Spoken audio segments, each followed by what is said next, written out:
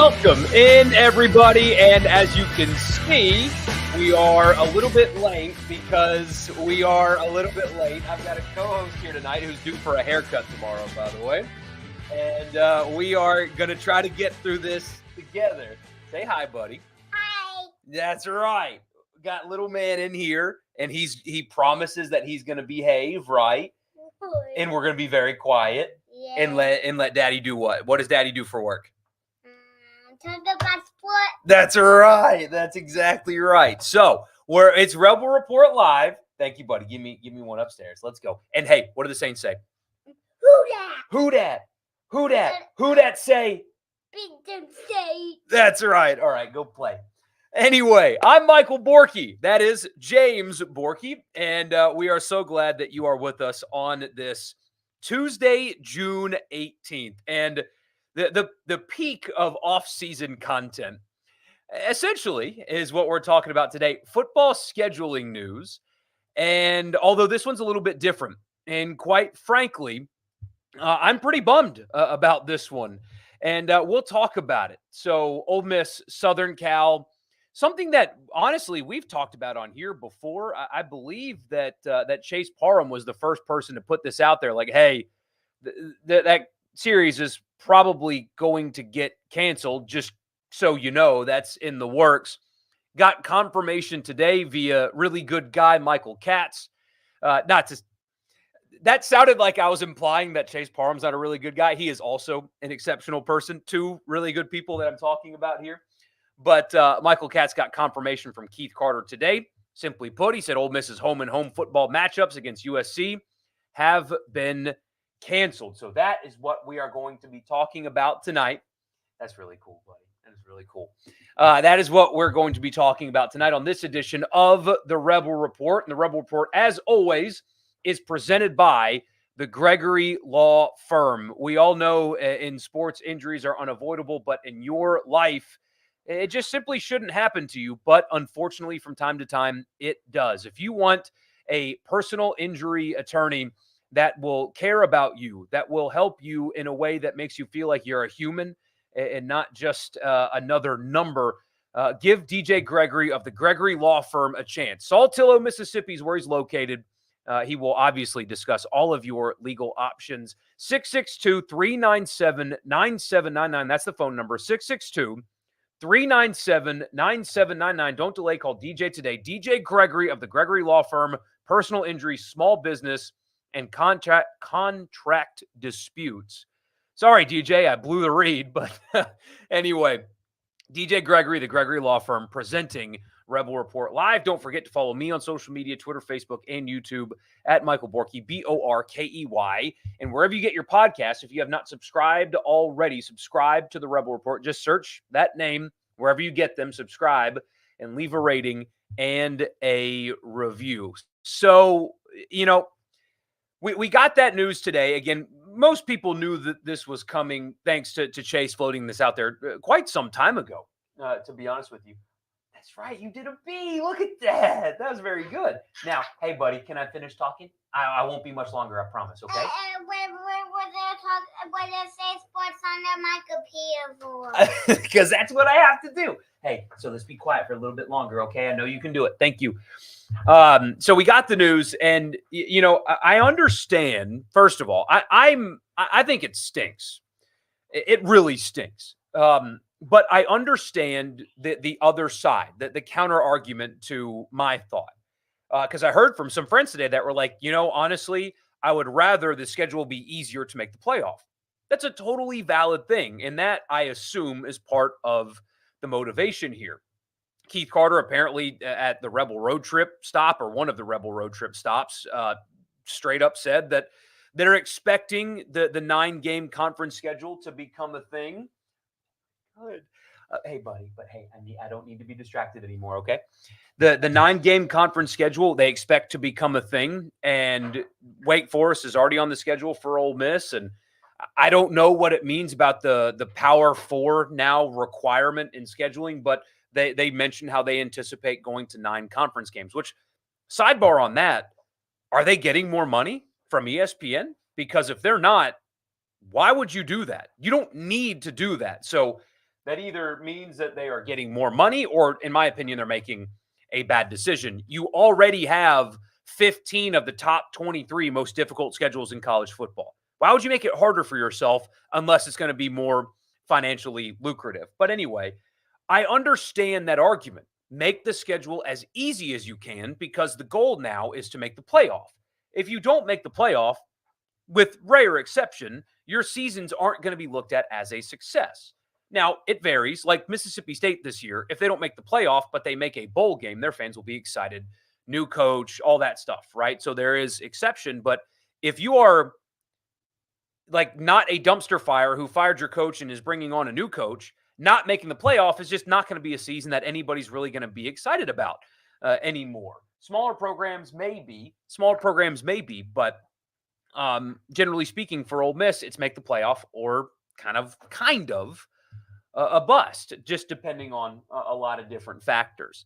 So I understand that point. I get it. It makes sense to me. It is a valid desire for how you want your athletic department to operate. Make the playoff as best you can. I understand that. However, this isn't a neutral site game in Atlanta against Virginia Tech or whoever. This is not, hell, even if it was USC in a neutral site, I still think that the home and home with a program like a Southern Cal is something that just doesn't happen with Ole Miss very often, if ever. The only other high-profile example that Richard, who's been around Ole Miss his entire life, could come up with was that Texas series from 2012 and 2013. And you guys, if you were there, remember how absolutely massive that series felt. Ole Miss was able to go to Austin and win. That was an incredible game. Jeff Scott returning a touchdown. That was incredible. But so many people remember that game in Oxford and the event that it became, and the atmosphere and the town, and the event is a really good word. And Ole Miss got smoked that day. But even though they got smoked that day, it was a huge deal for Oxford, for Ole Miss fans, because it was Texas coming to your place. This is a very similar phenomenon, if not the exact same, or maybe even better. It's a team that you never get the opportunity to play. You got them to give you a home and home. So not only would you have seen Ole Miss play a season opener in one of the most iconic venues in American sports, not in college football. The Coliseum is one of the most iconic venues in American sports. So you would have played at the Coliseum, which would have been amazing. And then you would have had USC come to Oxford. That brand, that program, that attention, the national exposure, the event that weekend would feel like would be hard to create with other teams. It's hard to schedule home and homes with big time programs like that anyway. Most of them you already play, but this one would have been special. This one would have been really unique to Ole Miss, to Oxford, because it just has never happened before, absent Texas, who you're now sharing a league with. I know, I see him. That you're now sharing a league with. So I'm bummed, because I thought that matchup, that venue, Southern Cal coming back to Oxford, would have just been so much of a bigger deal than your typical football weekend, than your typical Power 5 matchup. We're talking about Southern Cal, that brand, that history, that band of all things. It just would have been a great thing for fans to experience. And look, I know some fans just try to make the playoff, make the schedule as easy as possible. Stack wins, stack wins, stack wins. But in this time where it feels like the fans are being treated the worst, it's give us more money, give us more money. Season tickets going up, parking's more expensive. Give us more money. If you don't invest in the collective, you're not a good fan. And oh, by the way, everything's changing. And your player who you raise a bunch of money to pay a few $100,000 after a handful of raises in just 2 years from an unrecruited kid to making him a millionaire before his time is up, funded by the fans, essentially, can just up and leave whenever they want. In the era where you guys are forgotten the most, you would think that you would want to preserve special games like this to enhance the product. But instead, USC's going away, but Ole Miss still has Citadel on the schedule next year. I can't stand it. I think it's a bummer. I would use different language if somebody was in bed like he was supposed to be. But I think it's a real bummer. It stinks. I cannot. It's really it saddens me that this is the path that college football is going down. I know that Keith Carter was quoted at one of the Rebel road trip stops about how you're going to see more of these cancellations in the future as the SEC goes to 9 conference games, and that's just so very soft to me. In a weird way. I know I'm going to be like sports radio guy, but this is soft to me. Georgia's playing Clemson to start the season this year. Alabama's up in Madison, Wisconsin. Are you in a program on the ascent? Are you moving up a tier? Are you becoming nationally relevant? Well, then why are you scared of having another tough game on your schedule? Isn't this supposed to be who you are now? And yes, I know that's very like blowhard sports talk radio guy, but it feels soft to me. It does not surprise me at all that USC and Lincoln Riley wants to get out of this game. Reportedly, they tried to get out of the LSU game. So that aspect of it surprises me not at all. But Ole Miss obliging them and allowing them to get out of this game is really disappointing. It's disappointing for the fans. It's disappointing, I think, for the players ultimately. And I think it's soft. I think it's soft. Even, yes, I know that a 9-conference schedule is possibly coming. What are you afraid of? What program do you think that you are? That's very sports talk radio guy, but oh well. We'll get to your comments after I tell you the podcast is brought to you by Priority One Bank. Let them make you their priority. They got 16 locations here in Mississippi, so there's very likely to be one in your backyard. They'll make you their priority every single day with their online banking platform. It's a one-stop shop. So all you need is an internet connection, and you can do whatever it is that you want to do with your money because Priority One Bank makes you their priority. The podcast is also brought to you by Advantage Business Systems. Check them out online, absms.com. Advantage Business Systems has you covered for all of your office technology needs. Anything from copiers and printers and mail machines to cloud storage, data security, IT projects, phone systems, whatever it is. If it's tech, if it's in the office and your Mississippi business needs it, Advantage Business Systems has you covered. Tell them I sent you, and you'll get that complimentary office technology assessment. Welcome in. We all knew he'd be late. Yeah, it's becoming a thing now. It's just getting harder and harder to get ready for bed on time and to take a bath and do all those things. But we're we're trying to get through as best we can. Little Borky, little man, looking good. These people love you, buddy. We appreciate the special co-host, but I'm getting all the regulars together to synchronize watches with you. Good-looking kid. I appreciate that. And what's those people's names? That's a lot of names, buddy. So let's just call them our friends. How about that? They're our friends. They're my friends. Yes, they are. Yes, they are. They're a big help to us. Any news in the baseball transfer portal? Nothing yet. Nothing official yet. Although the BYU catcher from Mississippi apparently is somebody that you should keep an eye on. So this cancellation really sucks, but it's something a lot of us saw coming. Georgia and Oklahoma did something similar 2 years ago, I believe. The reason they did that, though, was because of Oklahoma joining the SEC. That's why that happened, but still.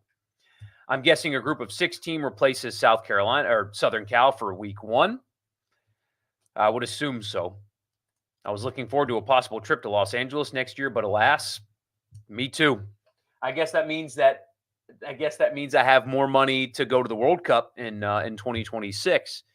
But I was I was going to try to get work to pay for it, but I know that would be a really, really, really difficult ask, all things considered.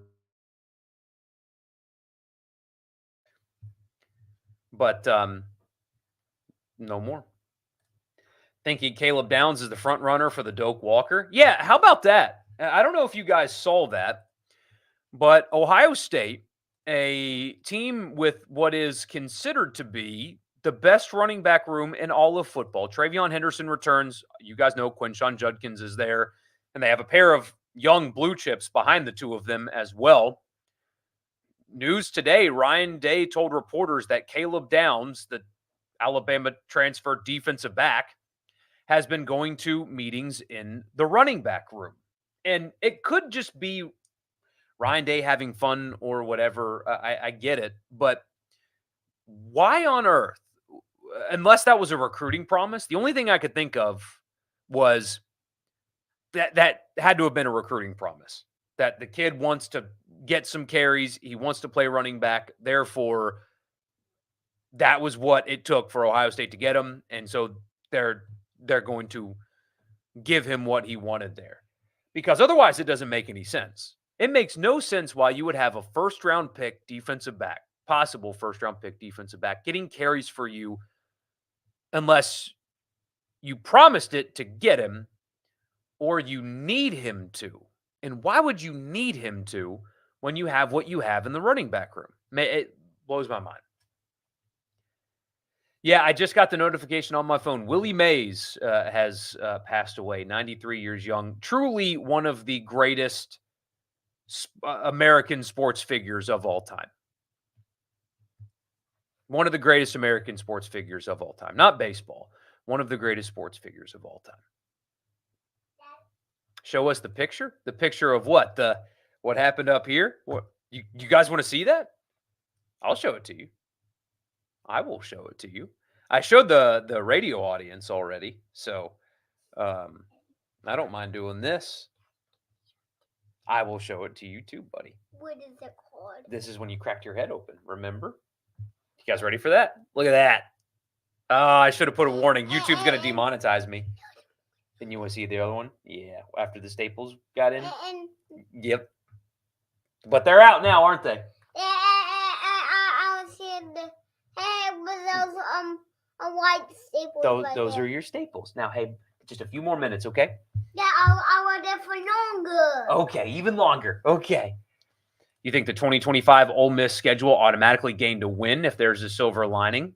That's true. Their non-conference schedule in 25 isn't awful. Sure, the FCS is there, but there's also Wake Forest and Tulane. Pair that with USC, and it was actually a great slate. It was a great slate that fans would have really liked and appreciated, but alas. But is USC really that good? Could be considered an easy win minus some jet lag. I am currently not a believer in Lincoln Riley. I don't think I ever really have been. I know he's great with quarterbacks. I know he's great with offense, but there's another side of the ball as well. And until proven otherwise, there's questions about his viability as a championship caliber coach. Hasn't done it yet. Not a national championship anyway. And what indications have you had that they're going to get there? I haven't seen that yet. So, but, they're difficult. They're talented. They recruit well. Any team that has quarterback play like theirs can beat you on a given night for sure. Would not have been an easy win next year, especially considering what Ole Miss is going to lose. Now, look, they're doing a very good job in recruiting again. They're going to portal well again, but still, they're losing a ton from this year's team. Would have been a difficult game to start next year, but would have been a super compelling game, and that's gone. We've already got Brandon. We've already got a crested gecko already, so I didn't need one of those. We've already got one of those, and honestly, he is the coolest. So you already like Baby Borky more than Hey Dad? Oh, could have named it Curtain Rod. That actually would have been a funny name. No, the lizard. I'll show you guys one of these days. I can't right now. Getting him out now with that going on behind me would be a bad idea. But I'll show you guys. Remind me on Thursday. I'll show you. I'll show you. But he's right there. It's right there on the log. Look, he's looking at you. So they can't cancel Wake because it was already scheduled way more in advance. I think they don't want to cancel Wake because it's an easier game. Got to have a beer with Gunny Robb after his antics with the Texas receiver. Good times. Oh, that was so funny where he stood in front of him and was shaking his head no at him. That guy was awesome. That guy was he was awesome. Does he still go to the sidelines and stuff? I forgive me if that's an ignorant question. But is he still around? Their non-cons past 26 are bad and look like they are accommodating the 9-game SEC schedule. And like I said before, though, why is that going to happen? Because there was a line of thinking, and Ross Dellinger even wrote that there is still currently a line of thinking that Disney's not going to give them more money to add an extra conference game. So unless that has changed, why would you do that? You make the playoff more than anybody. You have, like I said before, 15 of the top 23 most difficult schedules in college football already. So why would you do that? You're breaking records. You're breaking ratings numbers. Why would you do that? It's got to be monetary, and I guess that they got some numbers back that say that they'll get more money for it. But that was not always the line of okay, that's always been the line of thinking. But there was some doubt about whether or not the network would give them more money. I guess they're going to. But that was a question. Even Ross Dellinger reported it. So, but most everybody has expected them to go to 9 because logic kind of told you that was the natural progression. But I would fight that unless I'm guaranteed more, which seems like it's going to happen. Talked with a Georgia friend today who said that he wouldn't be surprised if their UCLA home and home gets canceled. That's so disappointing. That is so but UCLA is not USC. Going to the Rose Bowl would have been cool, but Georgia already does that enough already. Like, if it was Ole Miss UCLA, we wouldn't even be talking about it right now. It would just be a footnote, whatever. It's UCLA. They're a complete afterthought in their own town. Although, again, the Rose Bowl is cool, but it's not the same thing. This, to me, is different. This is just an opportunity that does not come around very often, and it's been blown to the detriment of the fans. That's who loses the most here, as always. This may have been mutual, but all evidence is that Riley is running away from SEC competition yet again. This is softer than what fills a baby's diaper after eating mushy peas. What are you, British? Mushy peas? You guys follow Footy Scran on Twitter? You should. The mushy peas thing over there. People eat that like at sporting events. They'll get a beer and fries and mushy peas. Like, thank God for the American Revolution. Anyway. It does, it does kind of feel like it was initiated by USC, but you don't have to oblige them. And it sounds like Ole Miss was more than happy to. You'd hope the replacement game could at least be some kind of unique, smaller opponent. Can we bring Boise State to Oxford? Wouldn't be the first time Ole Miss played Boise State. Now, it wasn't in Oxford. It was in Atlanta on a Thursday night. The crowd was light because of that. A weeknight in Atlanta, and one of the teams is from Boise, Idaho. But that would be cool if they could pull that off. Random thought you had today. If the football gods grace us with Dart and Quinshon as Heisman finalists this season, how awkward is that trip going to be? Oh, man. Let's replace USC with Jackson State. They already have the Citadel on the schedule, so they can't do the 2 FCS games. Now, you could replace the Citadel with Jackson State, I suppose, but you would have to buy the Citadel. That would be a mess. I do love that they have Alcorn on the future schedule. Ole Miss does. I'm glad to see that. I hope that they get Jackson State on there as well. If you're going to play FCS teams, I do think it's better to play the ones from here. Quite frankly, I think Furman, but it's an FCS game. Furman will give them a really good look, as good of a look as an FCS team can give you. Now, they're not South Dakota State, who's just dominating right now, or North Dakota State. The Dakotas are really good. So is Montana.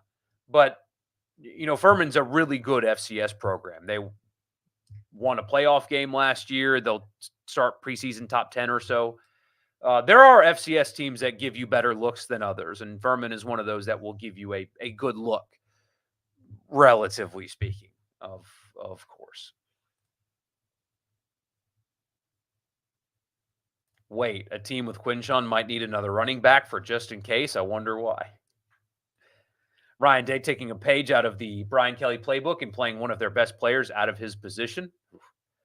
Here's another one. Ryan Day should have a talk with Freeze about playing star defenders at running back.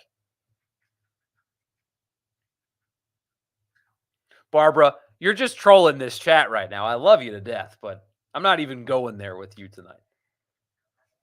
Whatever picture my boy's drawing, no one wants to see your nasty head. Oh!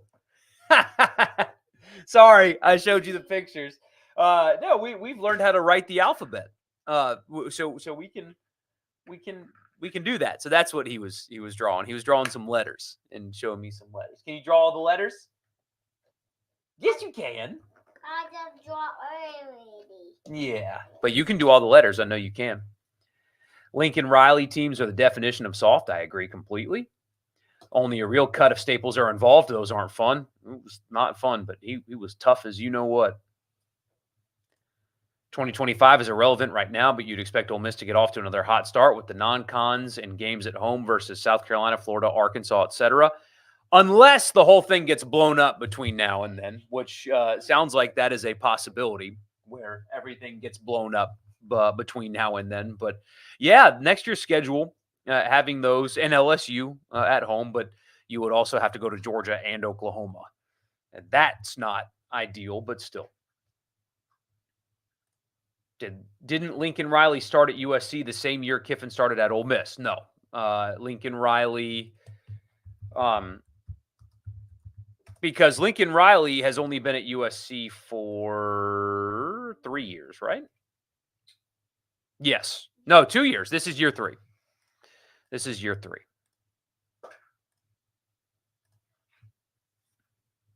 It would have been interesting, though, to see those two compete. And Lane Kiffin returning to Los Angeles. I mean, what a great storyline that would have been. Ole Miss, USC would have been that week 1 game that everybody talked about all off season. Because you look at the schedule right now, and you've got like Notre Dame, A&M in week 1, and Clemson, Georgia. Like, we spent time on the radio show talking about Clemson, Georgia, because it's a week 1 marquee game. Radio shows in other markets would be talking about Ole Miss, USC this time of year because Kiffin going back to the place that fired him on an airport tarmac. You have 9 games to keep 3 rivals. I would hate to lose annual LSU game. I think you can almost guarantee if they do the 3+6 model that LSU will be a permanent opponent for Ole Miss. It would be Mississippi State, LSU. Frankly, I think the Arkansas rivalry, or what has become the rivalry with Arkansas, I think is something that I would want to keep. I know that so many of you are like, heck no, never want to go to Fayetteville. It's always a place that they lose and all that. But I like the kind of spiciness that has developed. But if what Ross Dellinger reported months ago holds true when they finally get to this point where they would separate the conference into like upper tier, lower tier, in your 3 permanent opponents, if you're an upper tier team, 2 of them would be from that, and then you would get 1 from the bottom, and they would like split it down the middle. That was kind of the line of thinking. So if Ole Miss gets Mississippi State and LSU, depending on where they would keep them in their pecking order, because they used the last 10 years as an example, Ole Miss would have actually been in the bottom tier.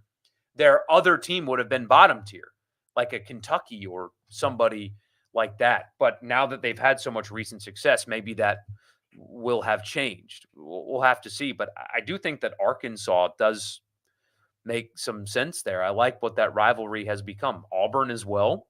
That's becoming a rivalry for the obvious reasons. So Gunny is retired now from the Corps, but finished up in South Carolina to be close to his kids. That's awesome. Still makes trips to Oxford on occasion. I hope every time he comes back, he gets some field recognition because that guy rules.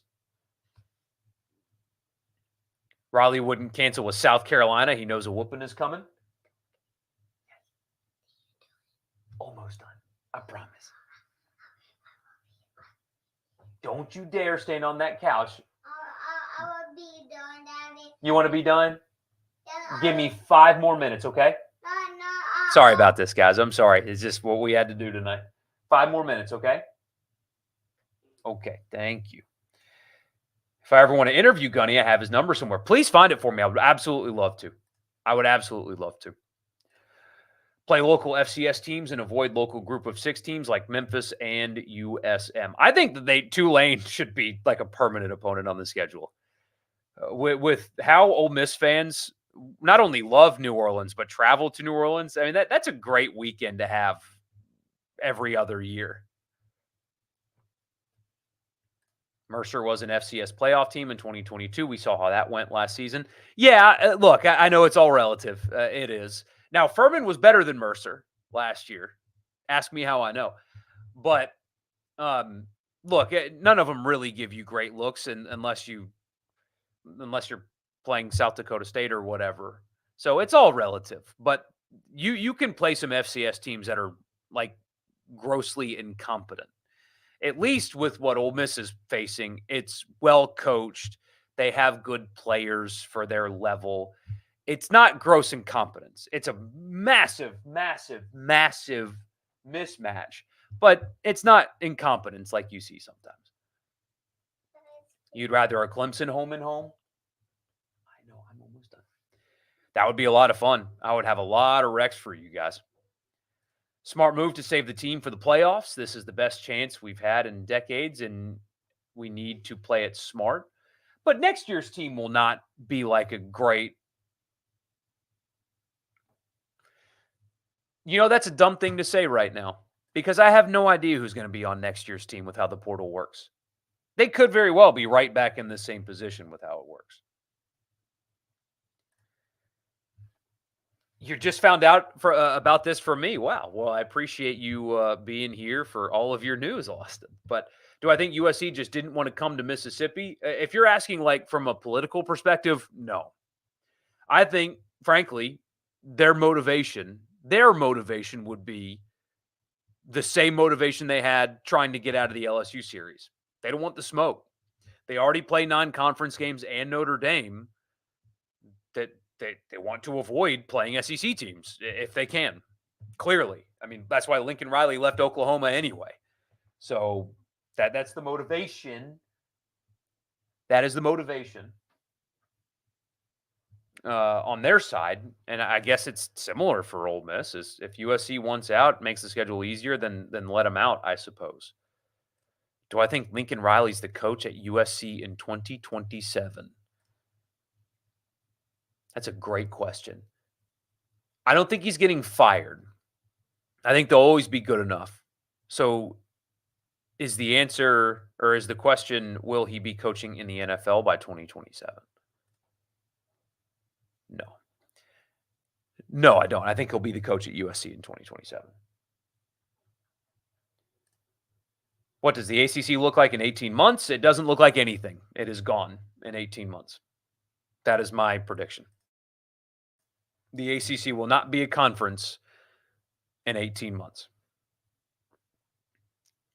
He can't do that yet, Pat. He's not there yet. He's got who dat down, but that's about it. USC versus Ole Miss could be a playoff game, but I don't think SC is near good enough. I don't either. Not this year. You'll take a home and home with USM only because you get free tickets to USM games. You want LSU State and Vandy to be the rotating if you could have it your way. Yeah. You want North Carolina and the SEC just so Ole Miss and North Carolina can have the greatest uniform game ever played. They will be a hot commodity, that's for sure. That is for sure. I've told you guys before, I think NC State would fit very well in the SEC. I do. I know that North Carolina is everybody's like, they love the idea of North Carolina. Some people love the idea of Clemson or Florida State. I really think NC State. I know that Raleigh's big. It won't feel like the college town of the SEC, but it's a cool place. It's good people. They're really passionate. They play good sports. They would fit. They really would fit. Almost, buddy. Almost.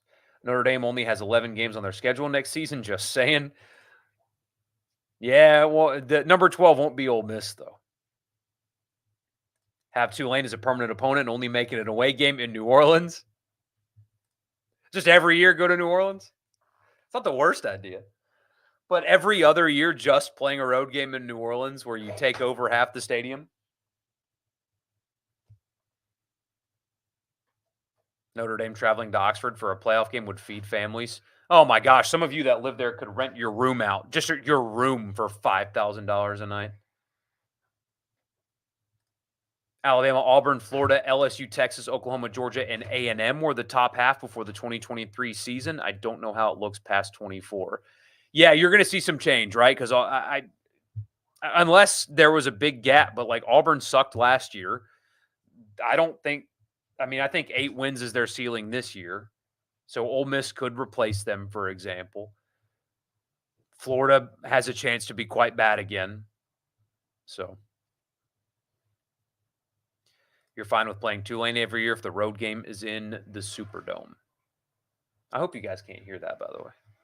Sorry about this. I appreciate. Did June get in here too? What is she doing? We got a madhouse in here right now. Come here, sweetie. You guys know this one already. Here's June. We're off the rails. We're just off the rails, and that's okay. Is June a sweetie? She's jumping on me.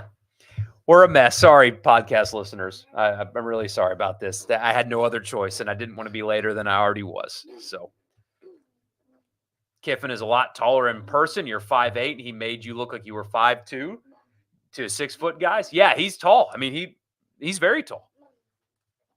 So on that ACC prediction, how many teams join the Big Ten, SEC, or others? UNC, Virginia to the SEC. What about Miami? I think a lot are going to be left out. I think you're going to have a handful of teams that have no home. That's what will happen. That is what will happen. Because what does Miami bring to the SEC? Truly. Here's a question that would make Florida State fans mad. What does Florida State bring to the SEC? They're already in the state of Florida. I know that they have a big brand in a big stadium, and they're a good program, but that is what the SEC is already. And you're already in Florida. And I know the TV market thing doesn't really work like that anymore, but you already have what they have to offer. You're not in North Carolina. You're not in Virginia. That's something that they've got to weigh. What does Clemson bring to the SEC? Passionate fans, big stadium, storied program. Pretty cool town. But that's the SEC. So I think the Big Ten reaching down and getting a Clemson would make sense. But you'll get the leftovers, in their case, hopefully merging with the Big 12. That's about it, really. Playing that game at Ullman was a heat box nightmare. Let's limit playing in that frying pan, please. Well, just play it at night if you can help it, but TV tells you to jump. You say how high. June for Ole Miss's mascot. Is June's nickname Junebird? Junebug is what I call her. Junebug, that's right. That's just her nickname. Or you call her Sweetie. She can be the female version of Juice. I'll have you know that she was a member of the Borky family here before Juice was born. So I had one State fan on a message board try to say that I copied Kiffin's dog. No, you clown. She was around before Juice was born and was not seeking another dog. She fell into the lap. And we love her, but yes, she is years older than Juice Kiffin. Same breed though, same breed. Miami can join the Sun Belt. That's where they belong. Miami and Florida State bring nothing to the SEC. I agree. The more actual states you can add, the better. I agree there too. What conferences are Memphis and Tulane in 2 years from now? I don't believe the American Conference is going to survive. I actually think that they're going to. I may be wrong, but I actually think that they are going to survive. I really do. They're in good shape. The AAC and the Sun Belt are in really good shape. Would West Virginia fit in the SEC?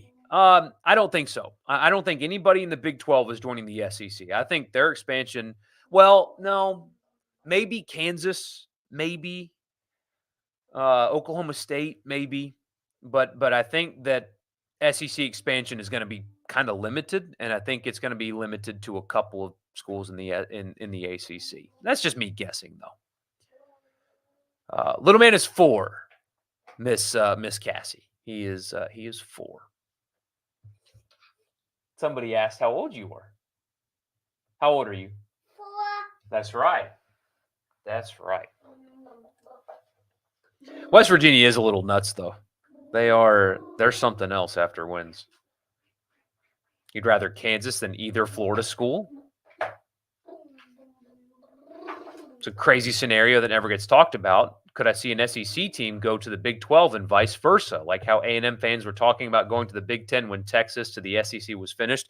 How pathetic was that, by the way? My goodness, are you kidding me? Oh, did that not scream little brother? It should have. Missouri to the Big 10 would make sense to me, frankly. That's where they always should have gone. It's a better fit there. But anyway. Hey, buddy, just a couple more minutes, okay? Okay. Memphis can get a pseudo monopoly on the American Conference with the FedEx deal. Tulane's doing a really good job, too, with players and fundraising and stuff like that.